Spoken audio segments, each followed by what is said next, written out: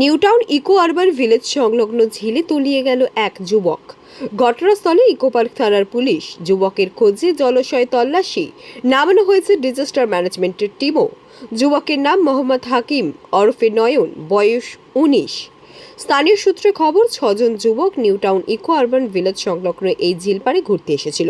মোহাম্মদ হাকিম ওরফে নয়ন পা স্লিপ করে জলাশয়ে পড়ে যায় বলে দাবি। এরপরেই বন্ধুরা তাকে জলাশয় থেকে তোলার চেষ্টা করলেও তুলতে পারেননি। পরবর্তীতে খবর দেওয়া হয় ইকোপার্ক থানার পুলিশকে। মোহাম্মদ হাকিমের সঙ্গে আসা 5 যুবককে আটক করে পুলিশ। কী কারণে তারা এই জায়গায় এসেছিল, মোহাম্মদ হাকিমকে ফেলে দেওয়া হয়েছে না পা স্লিপ করে পড়ে গেছে, তা জানতে জিজ্ঞাসাবাদ চালানো হচ্ছে পুলিশের পক্ষ থেকে। অন্যদিকে যুবকের খোঁজে জলাশয়ে নামানো হয়েছে ডিজাস্টার ম্যানেজমেন্টের টিমও। ঘটনাস্থলে পৌঁছেছে বিধায়ক তাপস চ্যাটার্জি। কি হয়েছে? ঘটনা কি হয়েছে? কোথায় বাড়ি? আমি বাড়ি খেতে আসলাম, দেখলাম লোকজন জড়ো হয়ে আছে। তো আমি ছুটে এসে দেখলাম, শুনছিলাম যে একটা ছেলে ডুবে গেছে। তো নারায়ণপুরের ছেলে, মানে চান করতে এসে নারায়ণপুর মেয়েটা পড়ার ছেলে। তো আমরা অনেক চেষ্টা করলাম, গ্রামের লোকজন, পারলাম না তুলতে। অনেকটা ডিপ আছে। আমি জলে নেমেছিলাম। অনেক ডিপ আছে, মানে আছে, এর মধ্যেই আছে, বেরোয়নি, এটার মধ্যে আছে।